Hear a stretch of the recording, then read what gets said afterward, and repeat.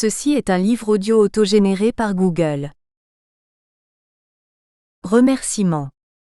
Tout d'abord, je tiens à remercier Alissa Emieniana, ma directrice de mémoire, pour m'avoir accompagnée et dirigée dans la rédaction de mon mémoire. Je remercie également les collaborateurs de l'entreprise étudiée, pour avoir pris le temps de répondre à mes questions. Par ailleurs, je souhaite remercier toute l'équipe pédagogique de l'IPAC Business School, les professeurs, l'équipe alternance et les équipes de coordination. Je souhaite remercier particulièrement Isabelle Aimé pour son accompagnement tout au long du Master 2 Marketing BTOC. Introduction. La mondialisation a eu plusieurs conséquences sur l'économie mondiale. Premièrement, elle a permis aux entreprises de s'implanter sur des marchés autres que leur marché domestique. Deuxièmement, cette mondialisation a eu pour conséquence une augmentation de la mobilité, ce qui a eu un impact positif sur l'homogénéisation des demandes des consommateurs. De plus, l'amélioration des technologies de communication et du niveau de vie ont entraîné une hausse de la similarité des besoins des consommateurs à travers le monde. L'homogénéité croissante des consommateurs au niveau mondial, La Roche, 2011, La Roche et Park, 2013, représente une opportunité pour les multinationales de changer leur approche du marché mondial. En effet, avant cette uniformisation, les multinationales fonctionnaient localement, c'est-à-dire qu'elles adaptaient leur stratégie en fonction du marché local. Depuis cette uniformisation, les multinationales ont considéré le monde comme un seul marché en ignorant les différences superficielles et non plus comme une multitude de marchés indépendants. Cette approche globale a ensuite permis à certaines multinationales de standardiser les composantes marketing, dont les produits, sur leur marché. Cette approche d'uniformisation a entraîné un positionnement global uniforme et une amélioration des performances. Afin d'approcher le sujet correctement, il est nécessaire de définir quelques termes essentiels. La stratégie de standardisation est le fait de proposer des gammes de produits identiques, à des prix identiques à travers des systèmes de distribution identiques via des programmes de communication identiques. Zou, Andrus, Esperluette Norvel, 1997. La stratégie d'adaptation consiste à adapter toutes les variables du mix marketing à chaque marché. Zimanski, Baradouage, Esperluette Varadarajan, 1993. La stratégie globale est une balance entre la stratégie de standardisation et la stratégie d'adaptation. Svensson, 2001. La définition de la stratégie marketing globale est le degré de mondialisation des programmes marketing mis en place à travers une standardisation de ces programmes via la coordination entre les filiales et le siège pour améliorer son avantage concurrentiel au niveau mondial. Zou et Cavuzil, 2002. Le marché domestique est littéralement le pays que l'on habite. Larousse, SD. Dans le cadre de ce mémoire, le marché domestique qualifie le pays où est basé le siège social d'une multinationale. Le marché hôte est le pays qui accueille l'activité d'une multinationale chez lui. Dérivé du mot hôte qui qualifie celui qui donne ou qui reçoit l'hospitalité. Académie française, SD. L'intérêt croissant des multinationales pour la stratégie de standardisation soulève la problématique suivante. Comment mettre en place une stratégie de standardisation au sein d'une multinationale ? L'évaluation du potentiel des multinationales à mettre en place une stratégie de standardisation repose sur divers facteurs. Une mauvaise évaluation de la capacité d'une multinationale à mettre en place une stratégie de standardisation peut avoir des conséquences négatives sur les performances de celle-ci.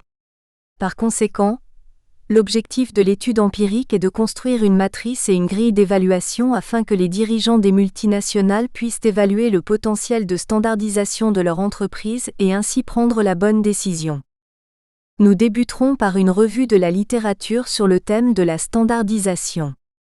Nous identifierons dans un premier temps les facteurs externes et internes qui influent sur le potentiel de standardisation d'une multinationale. Puis, dans un second temps, nous explorerons les étapes à effectuer pour mettre en place une stratégie de standardisation et les méthodes à utiliser pour standardiser les variables du mix marketing. Enfin, dans un troisième temps, nous identifierons les avantages et les inconvénients liés à la stratégie de standardisation. La deuxième partie portera sur une étude de cas faite sur une multinationale française. Tout d'abord, la méthode de récolte et de traitement des données sera décrite. Ensuite, les facteurs identifiés dans la revue de littérature seront analysés dans le cas de l'entreprise étudiée ainsi que la standardisation des variables du mix marketing. Une attention particulière sera portée sur la coopération entre le siège et les filiales. Puis, une échelle d'évaluation sera créée pour chaque facteur affectant la mise en place d'une stratégie de standardisation. À l'aide de cette échelle, une matrice permettant de visualiser le potentiel de standardisation sera construite. Cette matrice sera décrite ainsi que la façon de l'interpréter. Nous mettrons ensuite les résultats obtenus en perspective avec la revue de la littérature. La troisième partie portera sur des recommandations managériales à propos de la mise en place d'une stratégie de standardisation au sein d'une multinationale. Cette partie portera aussi sur les questions éthiques que peut soulever la standardisation. Enfin, la conclusion présentera une réponse à notre problématique ainsi que les limites de l'approche. Première partie, revue de la littérature. Première sous-partie, présentation et discussion de la littérature. Les facteurs affectant la standardisation. Les facteurs externes. 1. Les facteurs macro-environnementaux. Les contraintes environnementales. Il y a plusieurs types de contraintes environnementales, Baalbaki et Malhotra, 1995, Jane, 1989, Kotler, 1986, Viswanathan et Dixon, 2007, qui affectent les caractéristiques des produits. Les contraintes physiques concernent les caractéristiques physiques d'un pays, comme la température ou la topologie. Par exemple, les produits commercialisés dans un pays où la température est basse devront être en capacité de fonctionner correctement à basse température. Les contraintes économiques concernent le coût des matières premières, de la main-d'œuvre, de l'énergie et plus généralement le coût de toutes les ressources dont une multinationale a besoin pour fonctionner. Theodosiou et Katsikeas, 2001. Les multinationales qui évoluent sur des marchés présentant des contraintes environnementales similaires seront plus en capacité de standardiser leurs produits, car ces derniers présenteront des caractéristiques capables de répondre à des contraintes environnementales identiques. La liberté économique.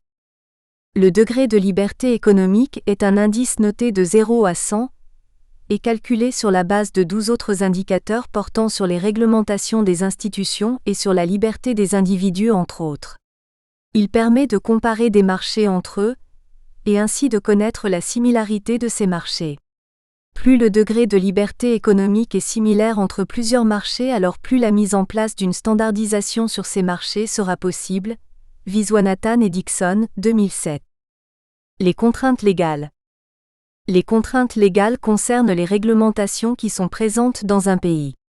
Ces réglementations sont variées puisqu'elles concernent les matériaux de production, le packaging, les taxes appliquées ou encore l'intervention de l'État sur la fixation du prix. Jane, 1989, Walters, 1986.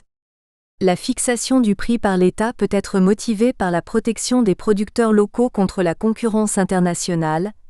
Theodosiou et Katsikeas, 2001. L'intervention des gouvernements de certains pays sur les prix implique des modifications sur la fixation de prix. Baalbaki et Malhotra, 1995.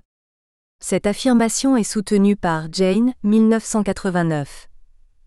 Qui, selon une étude qu'elle résume, 45% des entreprises opérant en Inde ont dû localiser leur production sur place pour réduire leurs coûts de production et ce afin que leurs produits répondent au plafonnement des prix par l'État indien. Les contraintes légales influent aussi sur la communication puisqu'en fonction des réglementations sur la publicité, les contenus et les canaux de communication devront être adaptés en fonction des marchés afin de se conformer aux réglementations locales. Baalbaki et Malhotra, 1995, Walters, 1986. Néanmoins, les multinationales ayant des parts de marché importantes au niveau mondial et un leadership technologique se sont révélées capables de contrer ces réglementations légales en encourageant les gouvernements à modifier leurs réglementations. Rowe et Preble, 1987. Il est impossible que deux marchés soient totalement identiques en termes de réglementation. Cependant, plusieurs chercheurs considèrent que plus les marchés sont proches en termes de contraintes légales, plus le degré de standardisation sera élevé. Jane 1989, Katsikeas Samie, Esperluet Theodosiou 2006, Walters 1986. 2. Les facteurs micro-environnementaux. Les infrastructures. La disponibilité d'infrastructures telles que les réseaux de transport, de distribution, de communication est un élément clé pour que les programmes marketing soient transposés dans tous les pays, et ainsi que le degré de standardisation soit le plus élevé possible. Biernik et Baumann 2007, Jane 1989, Katsikeas et al. 2006, Viswanathan et Dixon 2007, Walters 1986.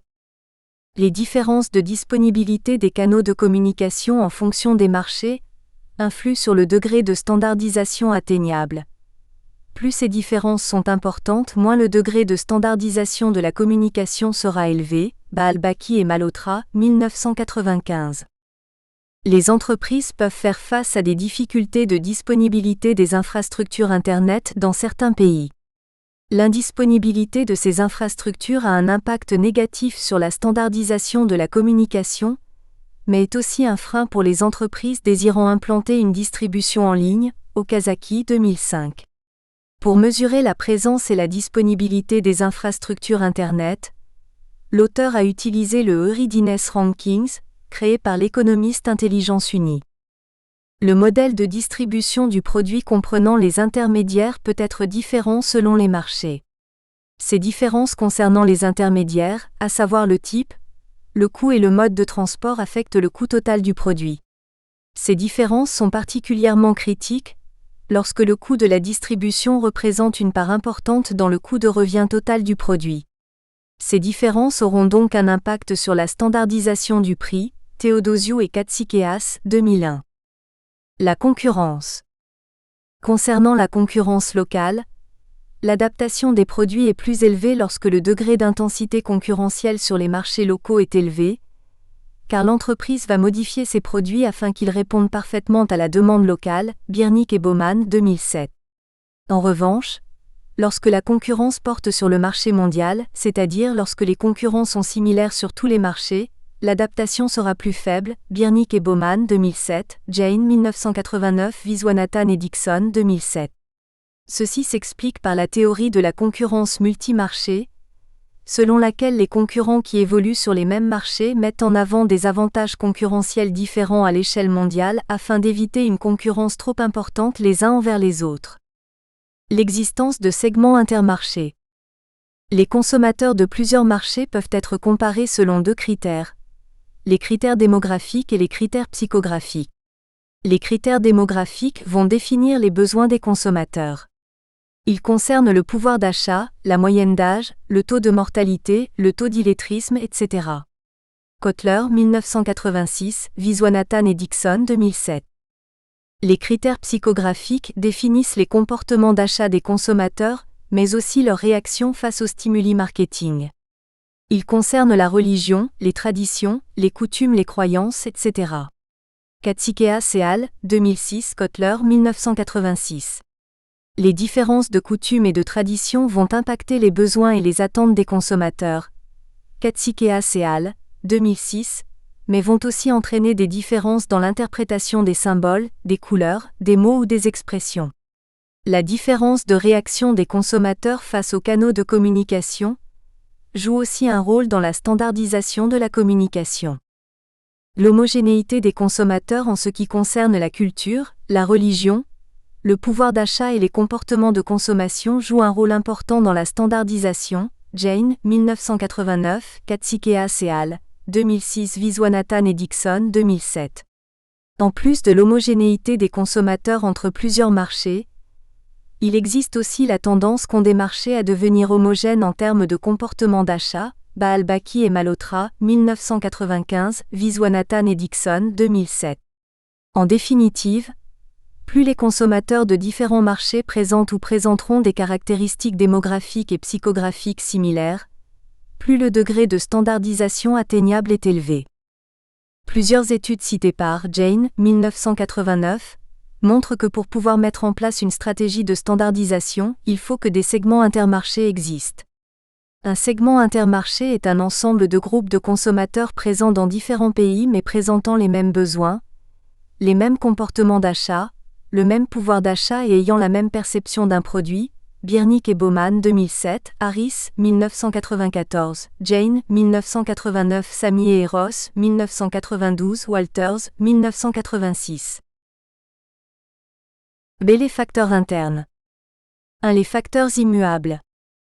Le produit commercialisé. Les produits de consommation courante comme la nourriture, les vêtements ou les produits hygiéniques sont moins propices à être standardisés. Biernik et Baumann 2007, Jane 1989, Rowe et Preble 1987, Walters 1986. Cela s'explique par le fait que ce type de produit répond à des besoins différents en fonction des marchés sur lesquels ils sont commercialisés. Ils nécessiteront donc plus d'adaptation et auront par conséquent un niveau de standardisation plus faible que les produits industriels. Concernant les produits industriels, la demande est plus homogène à travers les marchés au niveau mondial, Jane, 1989, car les comportements d'achat des entreprises sont plus rationnels que les comportements d'achat des consommateurs pour les produits de consommation, S. O'Donnell et Jeong, 2000.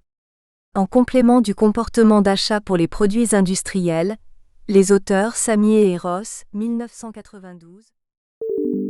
Nous espérons que vous avez apprécié cet aperçu. Pour continuer à écouter ce livre audio sur Google Play Livres, utilisez le lien dans la description de la vidéo.